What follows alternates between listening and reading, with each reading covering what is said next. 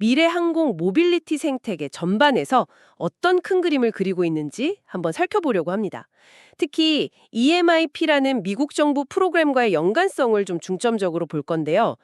EMIP, 이게 EVTOL 통합 시범 프로그램. 이게 생각보다 훨씬 더 포괄적인 프로그램이라는 걸 알 수 있습니다. EIPP는 사실 더 큰 개념, 그러니까 AAM, 첨단 항공 모빌리티, Advanced Air Mobility를 구현하기 위한 미국의 어떤 핵심 추진 계획 중 하나로 봐야 해요. AAM이라는 게 단순히 eVTOL만 말하는 게 아니라 새로운 종류의 항공기들, 또 운항 방식, 그리고 관련된 인프라 전체를 다 아우르는 그런 개념이거든요. 실제로 그 EIPP 발표문을 보면요. 5가지 핵심 영역이 명시되어 있습니다. 첫째는 우리가 흔히 생각하는 거, 에어택시, 도시명 eVTOL 운영이죠. 단거리 승객 운송, 지상교통과의 연계, 그리고 특히 저소음 운항이 강조되고요. 둘째는 장거리 승객 운송인데 여기서 중요한 게 eVTOL뿐만 아니라 고정익기, 심지어 짧은 활주로에서도 뜨고 내릴 수 있는 STOL 항공기까지 포함한다는 점이에요. 범위가 넓죠? 셋째는 화물 및 물류 운송 분야. 여기에서도 역시 고정익기를 포함한 새로운 항공기 활용이 언급됩니다. 넷째는 응급 의료 서비스나 재난 대응 지원 같은 공공 서비스 영역이고요. 마지막 5째는 이 모든 걸 가능하게 할 자율 운항 기술 개발, 그리고 안전성 강화입니다. 아, 그렇군요.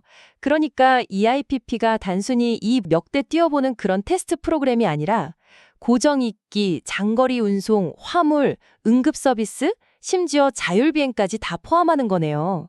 이건 향후 10년, 20년을 내다보는 미국 항공 운송 시스템 전체의 어떤 혁신 로드맵, 약간 그런 느낌인데요? 생각보다 훨씬 큰 그림이네요, 정말. 정확합니다. 네. 단순히 도심 에어택시 몇 대 띄워보는 수준이 아니라 국가 차원에서 미래 항공 운송 시스템의 판 자체를 새로 자르는 그런 거대한 구상인 셈이죠. 따라서 이 EIPP의 5가지 영역은 앞으로 펼쳐질 첨단 항공 모빌리티, AAM 시장의 주요 격전지가 될 가능성이 아주 높고요. 그래서 여기에 참여하는 기업들의 면면을 좀 자세히 살펴보는 게 중요합니다. 좋습니다. 그 큰 그림을 이해하고 나니까 이제 조비 에비에이션을 좀 다시 보게 되네요. 보통 조비하면 그 S4라는 되게 세련된 eVTOL 기체로 많이 알려져 있잖아요. 근데 이 EIPP라는 거대한 틀 안에서 조비는 그럼 어떤 역할을 맡고 있고 또 어떤 전략을 쓰고 있는 걸까요? 혹시 이 5개 영역 중에 특정 분야에만 집중하고 있나요? 아니면 바로 그 점이 조비 전략의 핵심을 파헤치는 열쇠라고 할 수 있습니다. 결론부터 딱 말씀드리면 조비는 이 5가지 영역 중에서 상당 부분에 걸쳐서 아주 전략적으로 발을 담그고 있어요. 그러니까 단순히 eVTOL 제조사가 아니라는 뜻이죠. 이 IPP의 각 항목하고 조비의 실제 활동을 이렇게 연결해보면 이게 아주 명확해집니다. 첫 번째 영역, 에어택시 eVTOL부터 볼까요? EAPP 발표문에 아주 구체적인 요구사항들이 있었죠. 지상교통 연결, 저소음, 단거리 주문형 서비스, 기억나시죠? 이 세부 조건들이 왜 중요하냐면 이게 놀랍게도 지금 조비의 상황과 정확하게 딱 들어맞기 때문입니다. 첫째, 지상 네트워크 연계. 조비는 이미 세계 최대 차량 공유 플랫폼이죠. 우버하고 독점 파트너십을 맺었습니다. 아, 우버요? 네. 그러니까 여러분이 우버 앱 하나로 집 앞에서 공항까지, 땅 위에서 하늘까지 매끄럽게 예약하고 이용하는 그런 미래를 염두에 둔 포석이죠. 둘째, 저소음 입증. 도시 문항의 가장 큰 걸림돌 중 하나가 소음 문제잖아요. 근데 조비는 그냥 우리 거 조용해요 라고 말만 하는 게 아니라 자체 개발한 소음 측정 앱을 공개하고 실제 비행 소음 데이터를 투명하게 제공하면서 객관적인 검증을 받고 있어요. 오, 앱까지 만들어서요. 네. 마지막으로 가장 중요한 전환 비행, Full Transition Flight. 수직으로 이륙한 다음에 수평 비행으로 싹 바꾸는 이 기술. 이게 eVTOL의 핵심인데 조비는 이 완전한 전환 비행을 수십 차례 이상 공개적으로 성공시킨 거에 유일한 회사예요. 실제 운항 능력을 증명한 거죠. 아, 그 연결고리가 정말 중요하군요. 그러니까 EIPP가 도심 에어택시에 대해서 제시한 그 구체적인 조건들, 우버 같은 지상교통 연계, 객관적으로 증명된 저소음, 그리고 실제 비행 가능한 기술력, 이 3가지를 모두 만족하는 회사가 현재로서는 조비가 거의 유일하다. 이런 말씀이시네요. 이건 단순히 뭐 기술 개발 속도가 빠르다 이걸 넘어서서 정부가 제시한 실제 서비스의 기준에 가장 근접해 있다. 이렇게 해석될 수도 있겠는데요. 네, 바로 그 점입니다. 백악관이 EIPP 발표문에서 묘사한 바로 이 특정 분야, 즉 상용화 가능한 도심 에어택시 서비스의 구체적인 조건들을 기준으로 딱 놓고 보면요. 조비가 다른 경쟁사들보다 상당히 앞서서 실제 서비스 구현 단계에 가장 가까이 다가섰다는 아주 강력한 신호로 읽힐 수 있습니다. 단순 기술 경쟁이 아니라 실제 시장 진입 준비도에서 앞서 있다는 거죠. 그럼 다른 영역은 어떤가요? EIP의 세 번째 영역인 화물 및 물류 운송, 특히 고정익기를 포함한 새로운 항공기라는 표현이 있었는데 eVTOL 전문 기업으로 알려진 조비가 여기에도 관련이 있을까요? 이게 좀 의외인데요. 놀랍게도 아주 깊숙이 관련되어 있습니다. 조비는 이미 자율비행기설 스타트업인 엑스윙하고 손을 잡았어요. 그리고 미군과 함께 하와이에서 화물 운송 실험을 진행했습니다. 근데 여기서 주목할 점은 이때 사용된 항공기가 eVTOL이 아니었어요. 세스나 208B 그랜드 캐러밴이라는 고정익기였습니다. 고정익기요? 세스나요? 네, 맞습니다. 그리고 이 고정익기는 조비와 엑스윙이 공동 개발한 자율비행 기술로 운항이 됐습니다. 와, 이건 정말 예상 밖의 전략인데요. 조비의 주력은 분명 그 S4 eVTOL인데 이미 검증된 고정익기를 활용해서 그것도 자율비행 기술을 접목시켜서 화물 운송 시장, 특히 군수물자 운송이라는 B2B 시장에 진출했다는 거군요. 미래의 승객 운송 시장만 바라보는 게 아니라 현재 있는 기술과 기체를 활용해서 단기적인 수행 모델까지 확보하려는 움직임으로 보이네요. 굉장히 실리적인데요. 그렇습니다. 이게 장기적인 비전과는 또 별개로 단기적으로 수익을 창출하고 기술을 실제로 증명할 수 있는 군수나 물류 시장을 공략하는 아주 실리적인 접근인 거죠. 이건 조비가 단순히 기술 개발에만 막 몰두하는 그런 스타트업이 아니라 사업적인 측면까지 다각도로 고려하는 상당히 성숙한 기업이라는 걸 보여주는 사례라고 할 수 있습니다. 네 번째 영역인 응급 서비스 분야는 어떻습니까? EIP는 의료 수송, 응급 대응, 해양 에너지 시설 접근 이런 걸 언급했는데 여기서 조비의 역할은 뭘까요? 이 부분에서는 조비가 인수한 블레이드라는 회사가 핵심입니다. 이 블레이드라는 회사는요, 이미 뉴욕이나 LA 같은 대도시에서 헬리콥터를 이용해 프리미엄 승객 운송 서비스, 그리고 응급의료 운송 서비스를 아주 성공적으로 운영하고 있는 회사예요. 아, 이미 운영 중인 회사군요. 네. 특히 중요한 점은 블레이드가 미국에서 가장 큰 장기 이송 네트워크 중 하나인 스트라타 크리티컬 메디컬하고 파트너십을 맺고 있다는 사실입니다.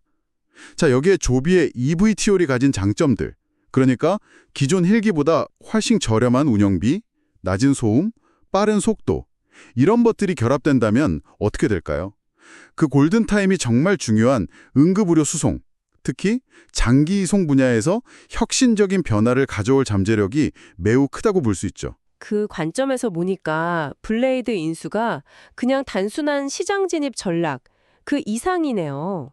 이미 검증된 응급의료 네트워크에 조비의 기술을 딱 접목시켜서 사회적으로 중요한 인프라를 개선하겠다. 이런 의지까지 엿보입니다. 단순한 이동수단을 넘어서 생명을 살리는 플랫폼으로 확장하려는 그런 그림이네요. 마지막 5번째 영역이죠.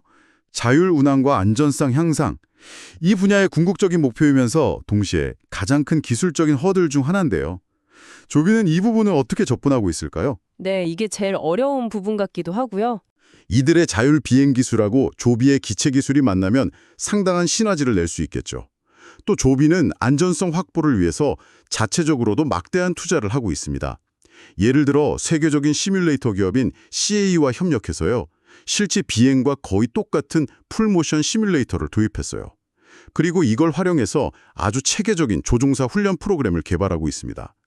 이런 노력들은 단순히 기술 개발을 넘어서 FAA나 유럽의 EASA 같은 규제 당국의 아주 까다로운 안전 기준을 충족시키려는 그런 전략적인 움직임으로 봐야 합니다. 특히 규제기관들이 제일 중요하게 보는 게 바로 이 안전성하고 신뢰성이거든요. 조비가 초기부터 이 부분에 집중적으로 투자하고 있다는 것은 2030년대에 본격화될 것으로 예상되는 자율 여객 비행 시대를 선도하겠다는 아주 강력한 의지를 보여주는 것이고요. 실제 상용화 가능성을 높이는 중요한 요소라고 평가할 수 있습니다. 자, 그럼 EIPP의 5가지 영역에 걸쳐서 조비가 상당히 다각적으로 포지셔닝하고 있다는 점은 이제 확인했습니다. 그럼 다른 경쟁사들과 비교하면 조비의 위치가 좀 더 명확해질 것 같아요. 자료에 보면 H2Fly나 베타 테크놀로지스 같은 회사들도 언급되어 있잖아요.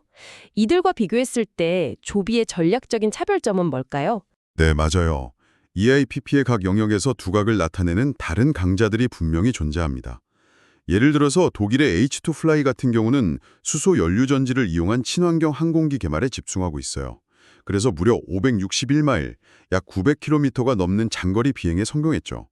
이건 EIPP의 두 번째 영역인 고정익 장거리 여객 운송과 직접적으로 연결되는 아주 중요한 성과입니다. 또 다른 예로 미국의 베타 테크놀로지스는 처음부터 화물 운송에 특화된 eVTOL을 개발했어요.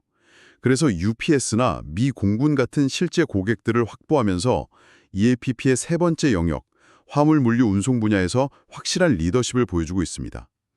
그리고 구글의 지원을 받는 위스크 에어로 같은 경우는 완전 자율비행 기술 개발에 집중하고 있고요. 그렇다면 다른 주요 기업들은 수소동력 H2Fly, 화물운송 베타, 자율비양 연구 위스크 같이 특정 전문 분야에 좀 집중하는 경향을 보이는 반면에 조비는 블레이드 도심운급, 엑스윙 자율화물, 그리고 최근에 인수한 H2Fly 장거리 수소까지 이걸 통해서 EIPP가 포괄하는 거의 모든 영역에 걸쳐서 발판을 마련했다는 점, 이게 가장 큰 차이점이자 강점이 되겠군요.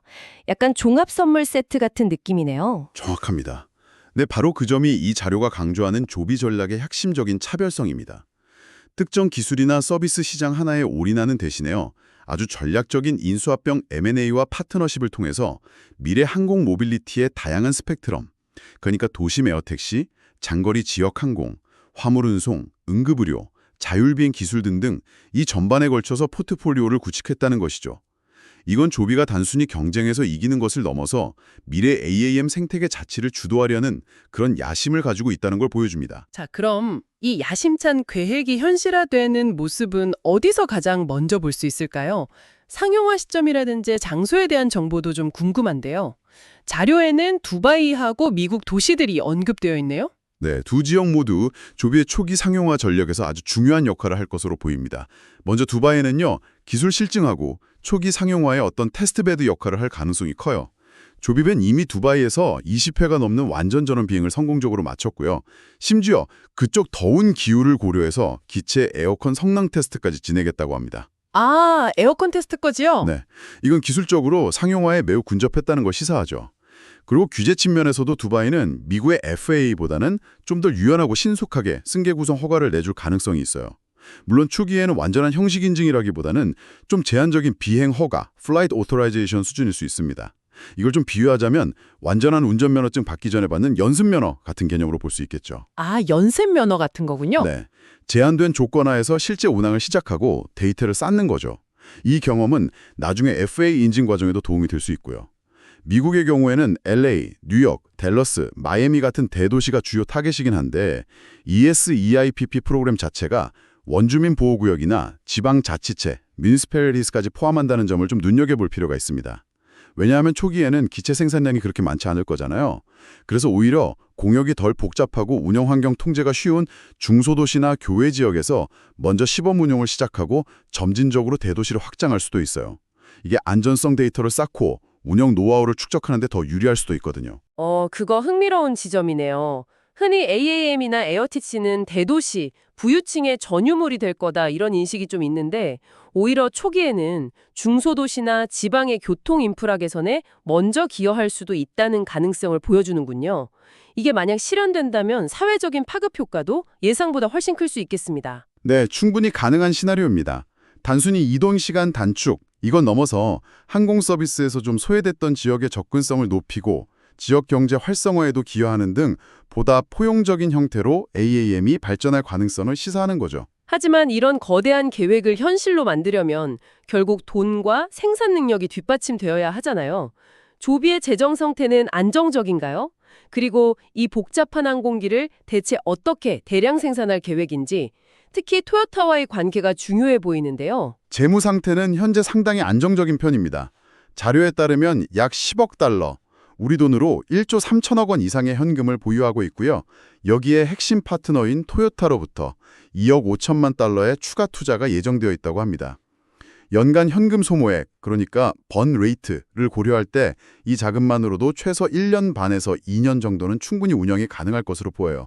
근데 더 중요한 건 실제 승객을 태우고 돈을 벌기 시작하는 시점, 즉 상용화가 시작되면 투자 심리가 극적으로 개선될 가능성이 높다는 점입니다. 실제 수익 모델이 증명되면 추가 자금 조달은 훨씬 수월해질 것으로 예상됩니다. 그렇겠네요.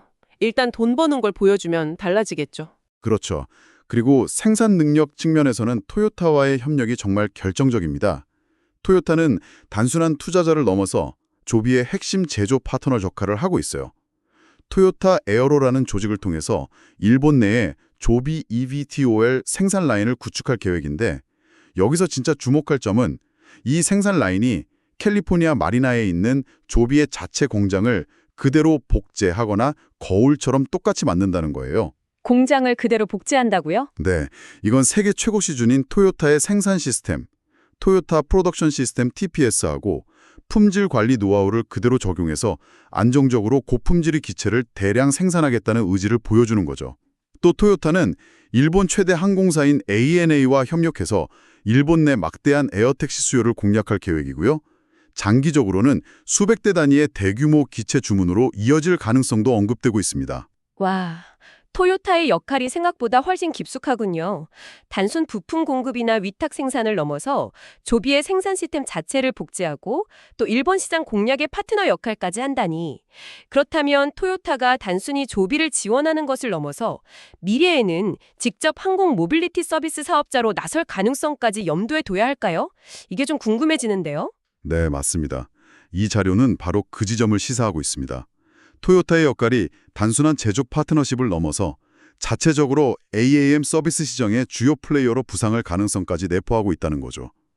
자동차 제조사가 항공 모빌리티 생태계의 핵심으로 진입하는 어떤 산업 간의 경계가 허물어지는 그런 미래를 엿볼 수 있는 대목입니다. 자, 이제 조비가 그리고 있는 큰 그림의 윤곽이 상당히 뚜렷해진 것 같습니다. 이 모든 전략을 종합해서 조비의 장기적인 로드맵 그리고 궁극적인 목표를 좀 정리해 본다면 어떻게 될까요? 조비의 전략적 타임라인을 단계별로 요약하면 이렇습니다. 우선 단기적으로 2025년에서 2026년까지는요. 두바이하고 일부 미국 도시에서 조종사가 탑승한 형태의 초기 유인 승객 운송 서비스를 시작하는 게 목표입니다. 동시에 엑스윙 기술을 활용한 화물 운송, 또 블레이드 네트워크를 통한 응급 의료 운송 등으로 초기 수익원을 확보하고요. 우버 및 블레이드 시스템을 통해서 기존 교통망과의 연계를 강화할 겁니다.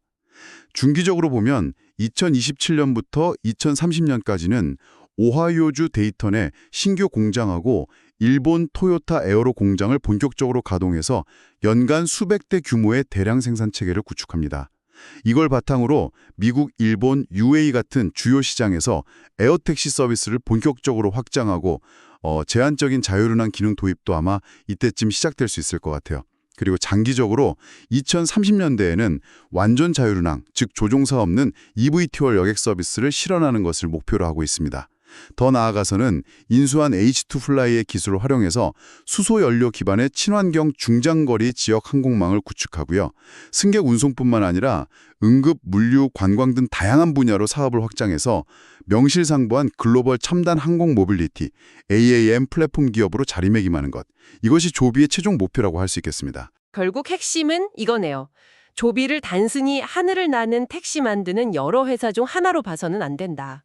EIMEP라는 국가적인 큰 그림, 그 청사진의 여러 영역에 걸쳐서 아주 전력적으로 포트폴리오를 구축하고 블레이드, 엑스윙, H2 플라이, 그리고 결정적으로 토요타 같은 강력한 파트너들과 함께 미래항공 모빌리티 생태계 전체를 아우르려는 훨씬 큰 야망을 가진 기업이다. 이렇게 봐야겠군요. 정확하게 요약해 주셨습니다. 네, 제공해 주신 자료는 조비를 단순한 기체 제조사가 아니라 미래 AAM 인프라 구축의 중심축이 될 잠재력을 가진 그런 플랫폼 기업으로 평가하고 있는 거죠.